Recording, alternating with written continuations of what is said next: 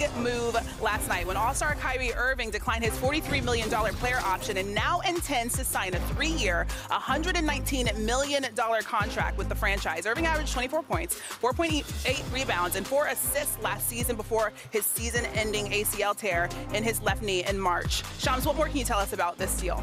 This could have went a couple of different ways. This could have went Kyrie Irving opting into his contract, and that would have left a lot of questions about his long-term future without that long-term deal. But he gets this 3-year, $119 million deal done. And I spoke to Kyrie Irving last night, and he told me the level of commitment both sides have in each other, the fact that he feels like he can build a legacy in Dallas. We know it was a tumultuous ending for him in Brooklyn. He feels like he can build something there in Dallas. And also, at the end of the day, his belief in this Mavericks team, soon to be #1 overall pick Cooper Flagg, Anthony Davis, Jason Kidd, Nico Harrison, Mark Cuban. He believes this team, when he's healthy, back in January, February, potentially, they have a chance to compete for a championship, and that's why he resigns. So, Danny, Shams just mentioned all those pieces that the Mavs have. How dangerous can this team be? Very. I mean, their front court, the back court with Clay, and Kyrie, but I love the setup that they have. If they can stay healthy, they'll be a big problem in the West. Anthony Davis, P.J. Washington, we're going to see what they're going to do with the bigs. I think Cooper Flagg has a chance to come in right away and not have so much pressure on him.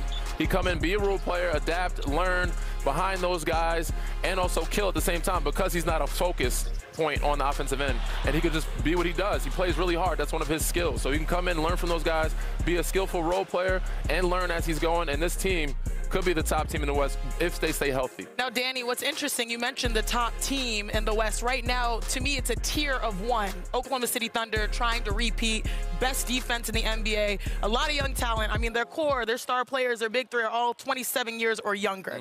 But in that second tier of those trying to knock down the Thunder, I put the Dallas Mavericks there, especially when healthy, when Kyrie Irving comes back. Still got Houston Rockets, too. I know, but I feel like I need to see. We've seen more of Dallas. We haven't really seen this 80 version of the Rockets. But if you think about Cooper coming in, I mean, the position works because you already have the front court loaded with the extensions, and then the back court, you have the savvy shooting and ball handling. You need a rangy, long forward wing, and he fits that perfectly. Someone that will grind and get you buckets. But, like, let's be real here.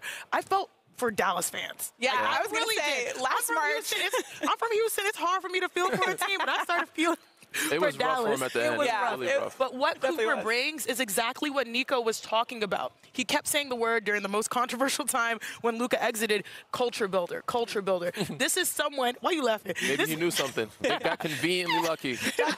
He is very lucky. Luck is where preparation meets opportunity, there right? You go. And they fought hard to the end of the season, and they still got the right opportunity. Got rewarded for But if you think about it, Cooper Flagg, having that work ethic, the same as the vets that he plays around, also the talent, this is a team that could be in that second tier. A side note, this extension that Kyrie Irving is signing, this gives Dallas the ability to use the taxpayer mid-level exception. Which player are they going to sign to replace him essentially for half the season? Is it going to be Chris Paul, D'Angelo Russell, Malcolm Brogdon? Those are three names to keep an eye on. Because Kyrie likely won't be back on the court until January, correct? January, February at the earliest. All right, we'll see what happens. That's a team out west that we have our eye on. But let's go to the Eastern Conference because Boston, Atlanta, and Brooklyn are finalizing a 3-team trade that sends Kristaps Porzingis and a second-round pick to the Hawks, Terrence Mann, and Atlanta's #22 pick to the Nets, and George Niang, and a second-rounder to the Celtics. Porzingis spent 2 seasons in Boston, winning the title in 2024. So, Shams, Boston has now moved on from Drew Holiday, Kristaps Porzingis, players that were huge parts of their championship team. What else can we expect from them this offseason? The Celtics are still in the first apron, still in the luxury tax, dealing with the uncertainty of Jason Tatum. Will he or will he not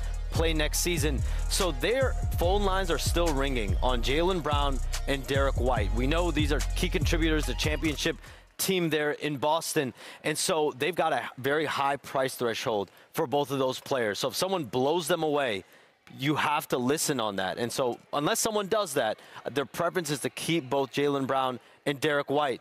But listen, teams are calling right now feverishly, trying to get their hands on one of these two guys. But again, the preference is to keep them. I don't know if people understand the magnitude of what you're saying, Shams. It's kind of crazy. Because a year ago, we were talking about the Celtics being the team that could potentially be a dynasty and repeat. An unfortunate injury to Jason Tatum. Now, calls on Jaylen Brown, who's supposed to help hold and patch in those gaps, and even Derek White, again, an Olympian.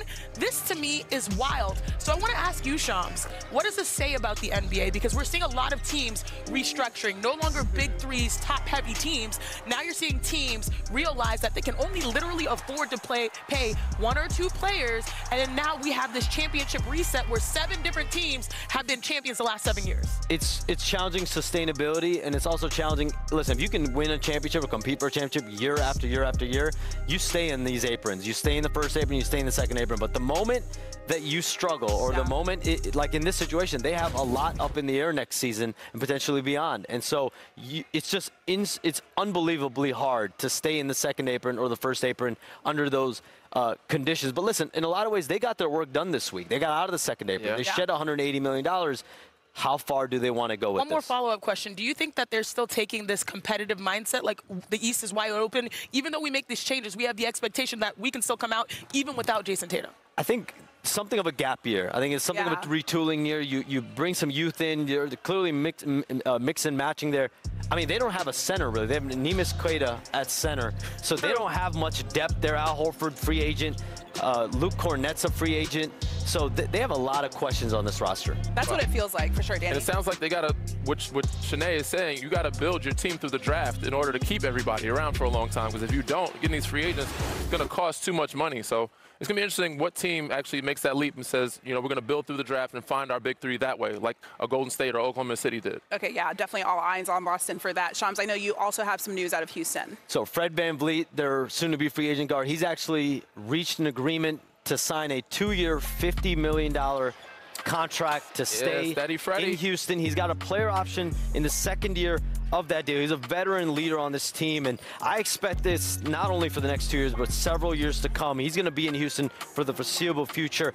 There's a long-standing partnership there right now building between Tillman Fertitta, the ownership group there, and Fred VanVleet. They valued him. So think about what the Rockets have done in an 11-day span. Give Steven Adams a 3-year, $39 million extension. Then you give Ime Udoka a big 8-figure annual extension. Then you make the blockbuster acquisition of Kevin Durant, and now today reached agreement with Fred VanVleet. They've shored up their team. They've shored up their depth. A couple more moves I expect them to make on the bench to get some wing help.